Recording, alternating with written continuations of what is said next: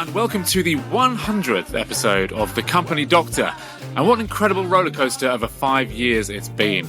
Now, as you can probably remember, a hell of a lot of pretty heavy stuff was going down in October 2020. The then Prime Minister Boris Johnson was about to announce a second national lockdown. The legalese of the Brexit deal was still being hotly debated, and the UK recorded its wettest ever day.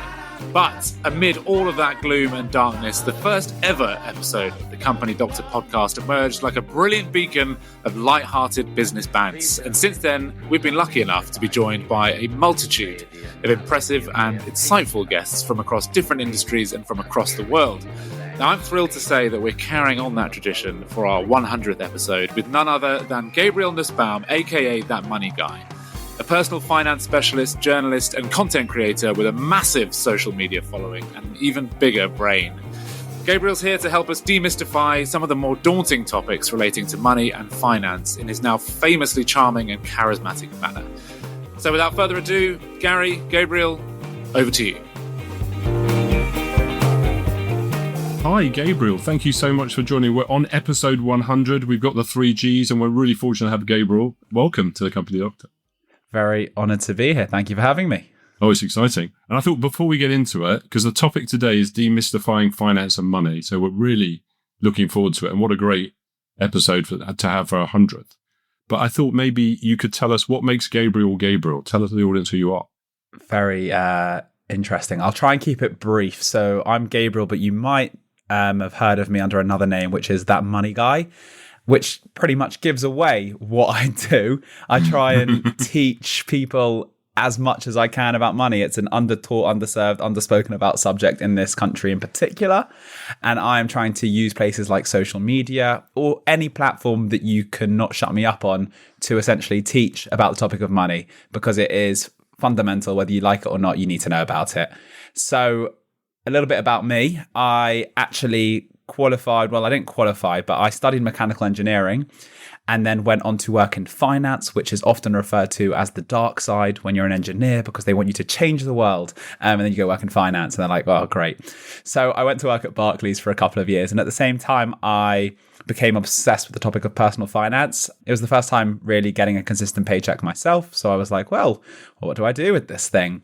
And I was also naturally the guy that a lot of friends, family, colleagues used to ask about money, because I was just interested in making sure that it was working the best way possible for myself. So I thought, you know what, I'm going to start creating some content around this topic. And so I did. At the same time as working at Barclays for about a year or so, I was experimenting, trialing different formats, platforms, etc., until this little platform, well, someone mentioned to me, you might want to test out this thing called TikTok, which I did. I created a few videos and it resonated very well. It was a platform known for entertainment, dancing, all that kind of stuff. And I thought, why not give a bit of financial education on this one as well? Exactly. And I gave that a crack about 4 or 5 years ago. People resonated. It clearly showed a huge need and desire for financial literacy and education. And so I ran with it until I was able to actually leave my job after the graduate scheme finished about 2 years in. And over the past 3 or so years now, I've been a full-time, you can call me a financial educator and content creator. Wizard. And wizard. I will accept wizard. Yes. And you know what? Everyone should watch you because it's brilliant. I've really enjoyed it. And I was going to change my outfit so we could have a conversation. I've got a question for you. You've answered a lot of my questions I was going to ask you at the beginning, but did you just wake up one morning and go, you know what? I'm going to move from Barclays and I'm going to get into this helping. I know you were a maths teacher once, I believe, but how did you get into it? What made you switch? So I was always a little bit obsessed with digital education. I was a big consumer of learning these skills that you get, let's say, outside of the classroom through platforms such as YouTube. It's an unbelievable resource of just free content to teach you pretty much anything you want in the world. And at some point I was like, I would love to kind of just share my own thoughts and lessons and things that I'm learning on this platform as well. But at the same time, studying engineering is a little bit too full on. I was finishing like my degree during that period. Like I was finishing work at 11 p.m. every night. I did not have the energy nor the time to pick up a camera and start talking to it. And then luckily or unluckily, depending on which way you look at it, when I started my job, it was at the same time as COVID. Now, COVID plus a graduate scheme where they're trying to look after your mental well-being and telling you to shut your laptop at 5:30 to go and look after yourself. But looking after yourself meant staying within your four walls because you couldn't go outside anywhere. I essentially realized I had no more excuses putting off trying to create some content on the internet. So pretty much as I started my work at Barclays, I started creating content. I was testing out different topics. The reason why I did it, like I said, I was obsessed with consuming it. I thought I should become a producer of it. And then also, I'm just a little bit weird. Like, you have to be a little bit strange to post stuff on the internet. But do you know what? For me, I just saw it as a massive opportunity to gain dozens and dozens of new skills. And for me, that was exciting. Well, I'm really pleased that you did. And I thought if I go into this, I'll give you kind of a soft landing with the first question. Because we need to get into your head. And people need to get into your head because you've got so much knowledge. Finance can often feel a bit overwhelming, Gabriel, really, for a lot of people. What's the single biggest myth about money that you'd like to shatter once and for all for people? That it is complicated. Understanding money is really complicated. But the reason why that's become the norm for people to think, I'll never get this, I'll never be able to figure it out because it's just so complicated, is because it's kind of been made that way. There's jargon, there's terms, there's acronyms. Everywhere you look, there's a different opinion. You know, on a subject that has two opinions, you'll find three opinions on it. It's just that is how the world of money and financial education works. And also because it's just not naturally taught. There's no formal education system. I remember maybe one PSHE class, if anyone remembers those, if you live in the UK, I think I had one lesson on the topic of money. But aside from that, everything I know is self-taught. But over the years and years of me studying, teaching, then studying more, teaching more, and just to put out there, I'm not an FA, I'm not a qualified financial advisor. Everything I teach is opinion-based, education-based, self-taught. I've realized it's just such a simple topic. There are maybe 2 to 3 core concepts in finance that once you understand those, everything else is kind of extra, nice to know, the detail. But the 2-3 core things is what is missing from everyone's brain. Right. And we're going to get into what they are because you said it's complicated, but it's simple. So what are those 3 things? Yeah. Like I said, it's simple, but it's not easy because those are different things. Simple and anyone should be able to understand it. To actually do it takes repetitive action over a long period of time, which isn't easy, right? So the 2 to 3 things. In fact, I'll give you the one thing that basically is personal finance summarized. If you earn X, spend less than X. Can you tell my family this, please? That is personal finance to a T. 101. Yeah, if you earn £1,000, spend less than £1,000. If you spend more, you're going into something called debt, and that's a negative spiral that has massively impacted millions of people around the world. If you spend at parity, you are doing something called living paycheck to paycheck, where you feel like you can never catch a break and you can never get ahead. And if you spend less than what you earn, voila, you start to see some opportunity. Maybe I can afford that thing that I've had my eye on for a while. Maybe it is, I am able to save towards a home, car, holiday, etc., and achieve financial goals that you might have in the future. That's great. Great advice. Talking of advice, and this is a difficult question to ask, but have you ever failed to take your own advice on finance? And what did you learn from it? Yes. Because I guess I'm so in the weeds of the topic of finance, and I say it's simple, I do try to practice some more complicated things. So I will, play around with having multiple bank accounts to test out what's the best one and interest rate and user friendliness, UI, all that kind of stuff. I will test multiple investing platforms. I will test multiple saving accounts. But a lot of that is because I'm experimenting so I can then share that information with an audience. But ultimately what that means is that sometimes I've got my money in like 15 different places. Exactly. I need to have a spreadsheet to keep it all together. But I would never preach someone else to do that. Of course you can if you start to understand it and you like to be a little bit more technical and you keep track of all those things. But for the average person, yeah, I wouldn't advise that in the slightest. That's fair. And I've been reading up on you, and I know your aim is to teach people a quick lesson before they carry on scrolling. That's part of your platform, which is lovely. I really like that. Can you share 3 top tips for people so they don't keep scrolling? Can I just repeat the one that I said earlier? The one about spend less than you make, because... Yeah, you can, but you've got to give me some more. I need more. Okay, fine. More tips. 3. I can absolutely do that. So yeah, like you said, my whole goal, social media is not a platform where people like to be taught. So I just try to I like to trick people into teaching. That's kind of my whole goal on social media. But if I was to give you 3 very, very quick financial takeaways, it would be number 1, teach yourself something every month, let's say. Whether it's a book that you can pick up right now, I can tell you, read The Psychology of Money, single greatest book you'll ever read on the topic of money, in my opinion, or listen to a podcast episode, or I don't even care. Watch someone like me on TikTok or YouTube, watch a 10-minute lesson. Just do something to improve your financial literacy every single month, because those little lessons compound over a long period of time until you won't need to listen to those lessons anymore. Lesson number 2 is build yourself a rainy day fund, an emergency fund.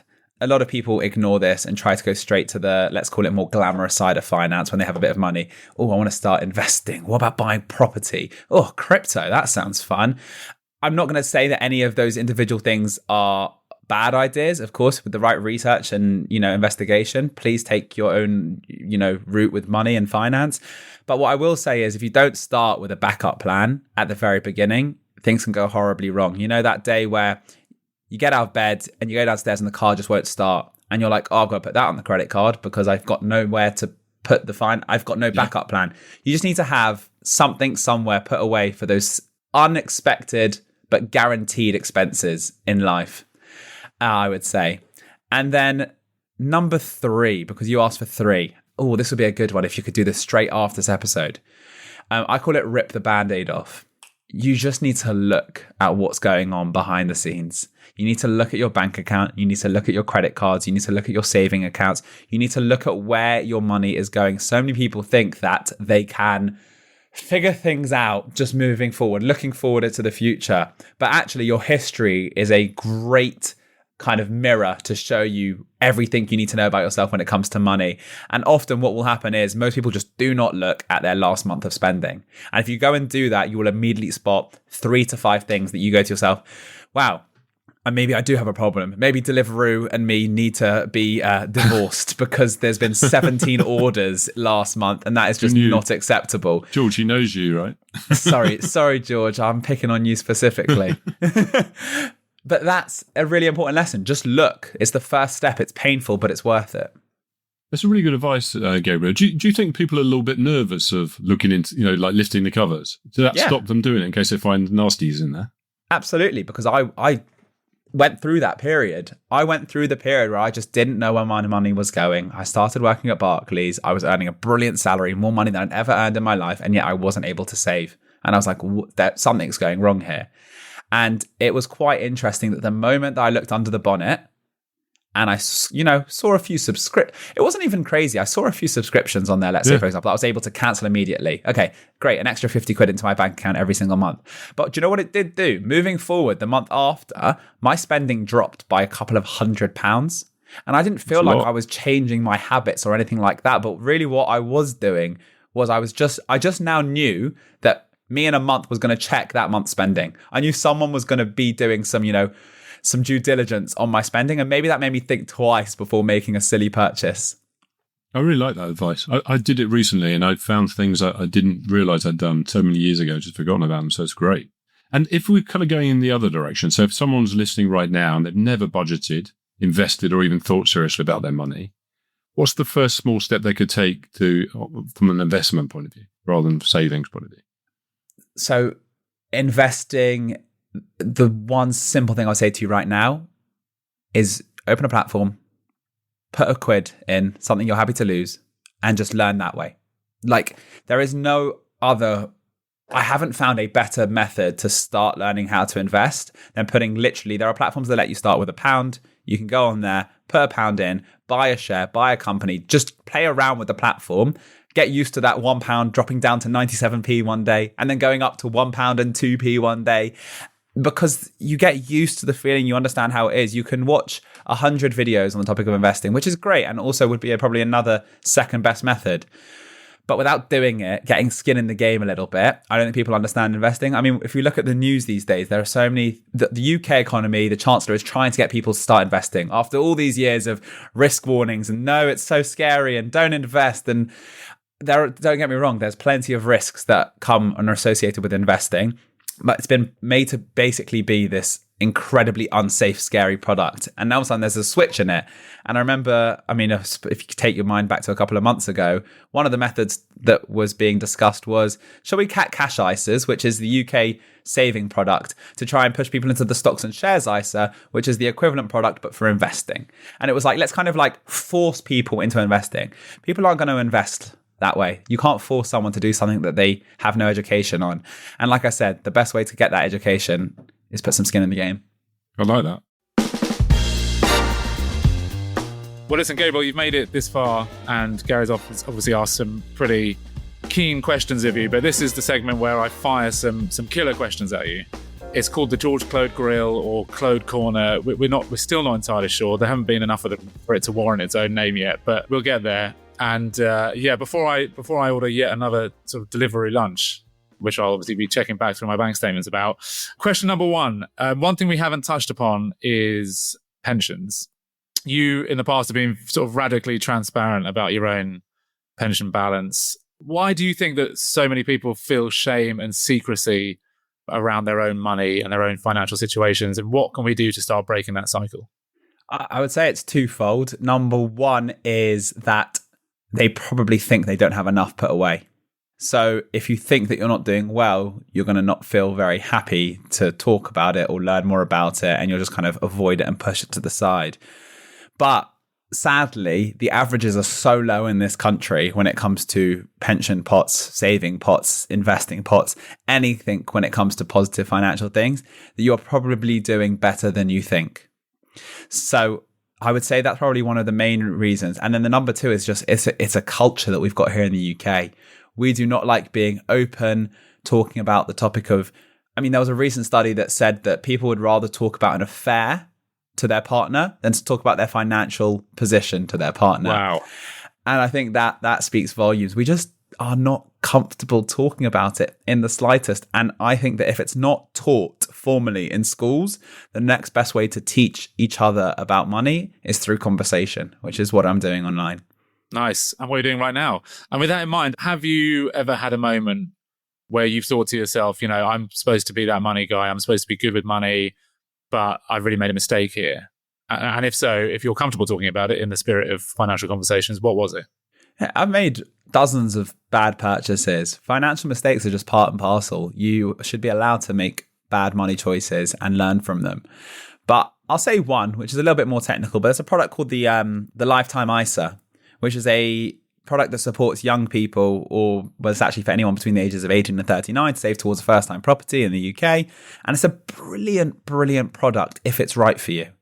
And why I say if it's right for you is because one of the terms and conditions is you can only use it on a property, and I think it's under £450,000. Your property has to be worth that. Otherwise, if you withdraw the money, you face a penalty. Now, when I started investing into my Lifetime ISA, I didn't ever perceive I would be buying a property under £450,000. But given the way that life has gone in London in particular, to actually buy a property under £450,000 isn't so simple anymore. Don't get me wrong. Of course, there's plenty of 1 beds or 2 beds that you might be able to. But on average, I think the average property is well over 500 now in London. So when I did actually go to buy my first time property, I couldn't use my Lifetime ISA. I'd gone over the limit. And I guess, like you say, a regret or a mistake. But essentially what that meant is I had to pay over £2,000 or around £2,000 of my own money in terms of giving that back to the government, which is obviously massively impactful when you're trying to save towards a deposit or put money down for a deposit, because you need every penny that you can spare. And it was just a lesson that I had to learn the hard way.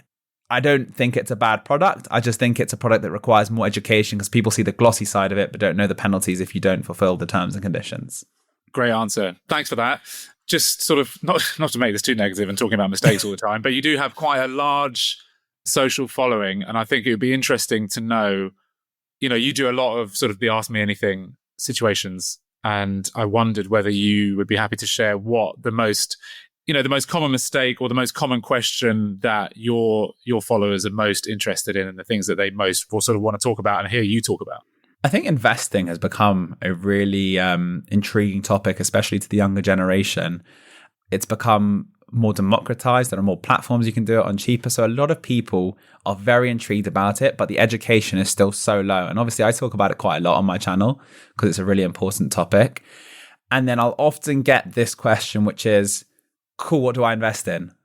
And of course, even if I was a qualified financial advisor, I probably couldn't answer that question on social media. And I very rarely ever can.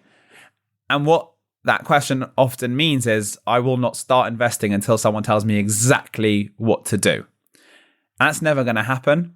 And I think if we just get over that kind of hump of just like, you need to put in a little bit of proactive, action, do a little bit of research yourself, learn a little bit through trial and error, understand that you just need to open up a platform and get, like I said before, get your skin in the game.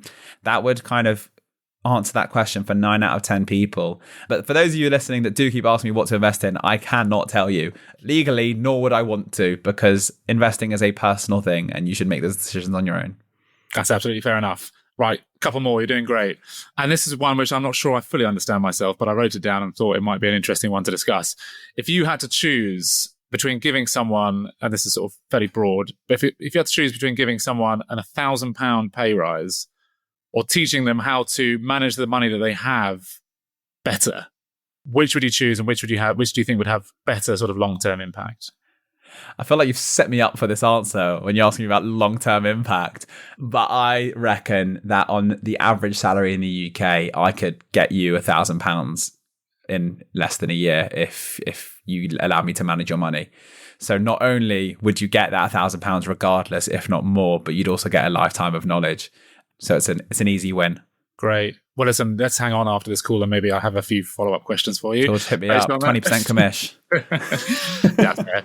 And then finally from me, possibly, when you picture yourself at 65 years old, you're still a young man, despite your incredible wisdom on a lot of these topics. When you picture yourself at 65, what does financial freedom actually mean for you and what does it look like? Very deep question that is, George. You're really asking me. For me, financial freedom is choice. That's always what money to me has been about. The optionality to be able to say at 65, do I want to keep working or do I not? That's ultimately what a pension is for, right? To give you choice.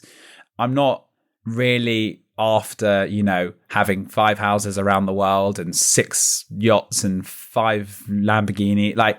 It doesn't really interest me. Of course, if you ever see me driving one of those cars, then something's gone very right for me and I've got enough disposable income to make those silly decisions. But for me, it would be, the ability to essentially do whatever I want, whether that be go on a nice trip, go on holiday, spend time with family, support, hopefully children and grandchildren by that point. That's what 65-year-old me wants for financial freedom. And just to kind of to be content, to not need to earn another penny in my life, to be happy, safe, and yeah. Great answer to a tough question.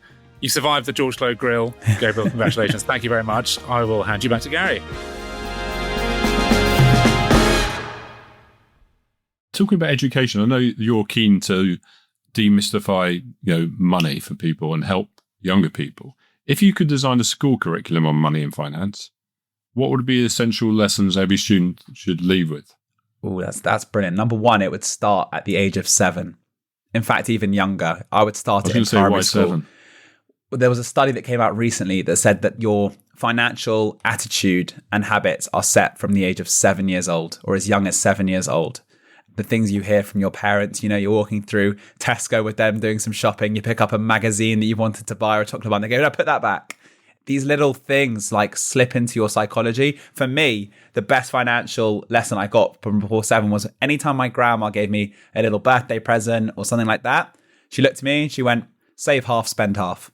And that was basically it dissolved into my psyche that whenever I got something, I put away half.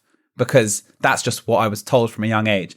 So I would start this financial education lessons. I would start it in primary school, fundamentally.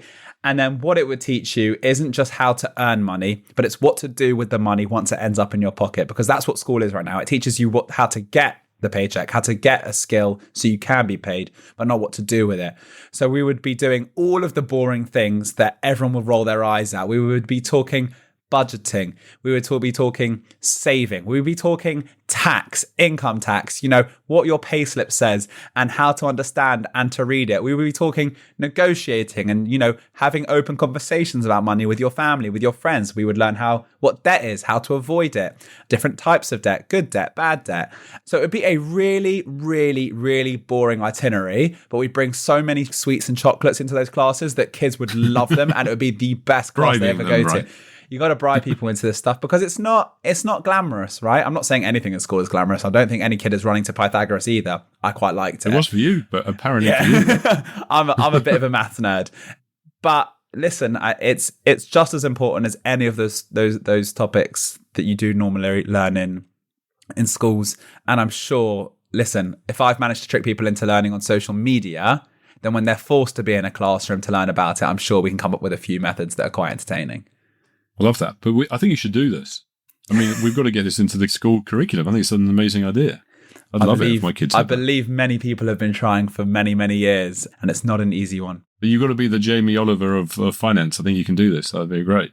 And with that in mind, looking back, knowing what you know now, would you have done anything differently? Because it's easy, advice to your younger self, maybe. Would you have done anything differently, Gabriel? I like to not really regret much because I'm very happy with where I am now. I mean, if I could have started all of these financial lessons that I now know today and that I implement 10 years ago, so literally the moment that I turned 18 or even 16, if I was, investing, putting money towards my pension, more money towards my pension than I currently could, and just doing kind of more of everything, because I was only about 22, 23 when I started to learn these skills. And you might think to yourself, just 5 years earlier, why do you need to start at 18 if you were starting at 23? That's already pretty young. And it is pretty young. But with a lot of things in finance, time is your best friend. The earlier you can start investing, saving, gaining financial literacy, putting money towards your pension, the quicker these things start to compound down the line.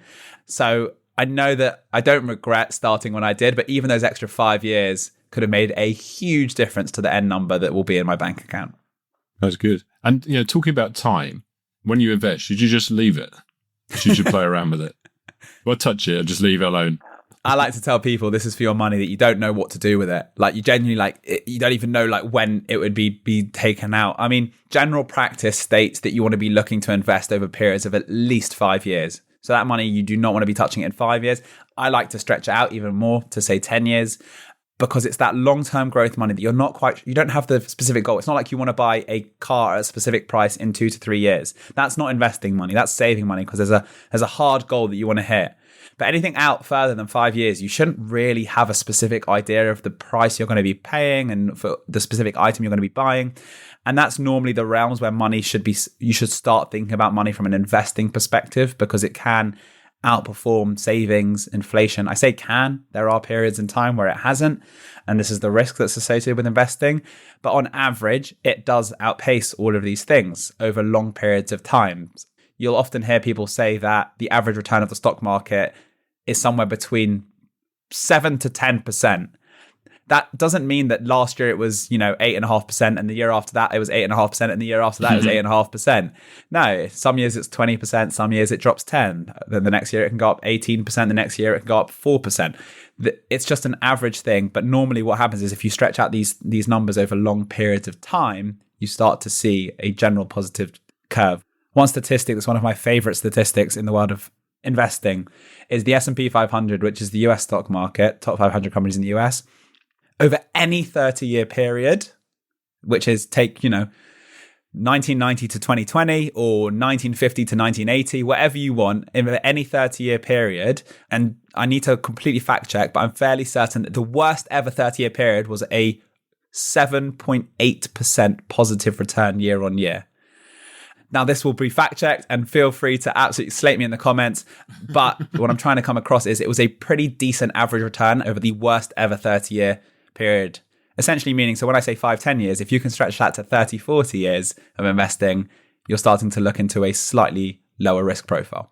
So how would that work? If I was an aspiring investor and I decided to wheel and deal a little bit in some shares on a couple of platforms, so should I just pretend to be a mogul and look at the market and move things around, or should I just buy some AI shares and stick with them?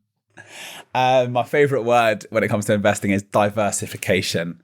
For sure, you can, if you like to put in the research and find trends or companies that maybe you're affiliated with or you have strong knowledge on or an emotional tie to, and you think they're going to do strongly, that's great.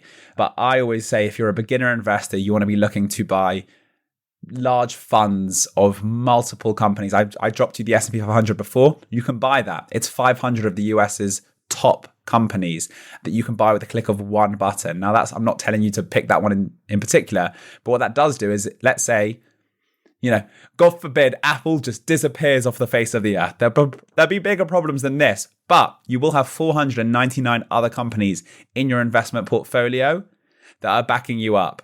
And if all of those go down to zero, then the world is probably facing a much larger problem than your investing portfolio. So all that is to say is, I like this idea of spreading risk across multiple different companies. If you want to handpick a few, that's up to you. If you want to buy a fund that already contains hundreds and hundreds, if not thousands of companies, that's one of the most common practices that beginner investors are taking these days. Brilliant advice. And I've got one last question before George gets your musical taste. Finally, what's your personal philosophy on money, Gabriel?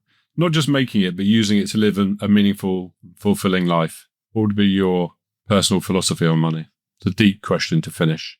I'll give you the one-word answer, and if you want, I can explain it, or we can just leave it there. But it is balance. We'll definitely explain it. Otherwise you'll leave me hanging. There are so many people on the internet shouting at people to do the extreme thing with money. And by the extreme thing, let's take this example. There's a thing called the FIRE movement, Financial Independence, Retire Early, which is just save as hard as you can in your 20s and 30s. And there's a good chance if you live a frugal life that you could actually retire by the age of 40. And then I'm sure if you remember 5, 6, 7, 10 years ago, there was a term that came out called YOLO, which isn't said anymore, but it's like you only live once. Like, oh, you're 20, you're in your 20s. Like you're never going to get that time back. Spend your money. Yeah, exactly. Live those experiences. Buy the things that you want to buy. But my philosophy has always been balanced. Like both of those are for the 1% of extreme people.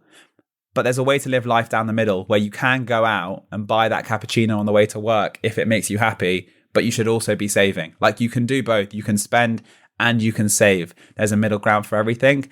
And that applies to every element of my life. There's like extremes of all sides when it comes to every niche financial topic. I'll give you another one as an example.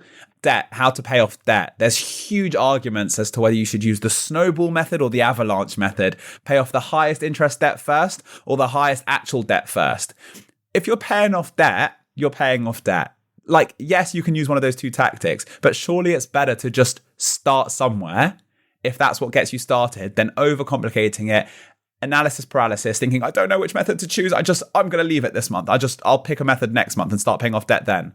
It's this whole idea of just like balance, just do the simple thing, do a bit of both. And that way you can live life great in the present and also great in the future. You're a super smart man and also very inspirational. So I'm just about to hand you on to George to talk about your musical taste. But Gabriel, thanks so much for coming on. You nailed it. So useful and insightful. So thanks for coming on. Really appreciate it on our 100th episode. Thank you very much for having me.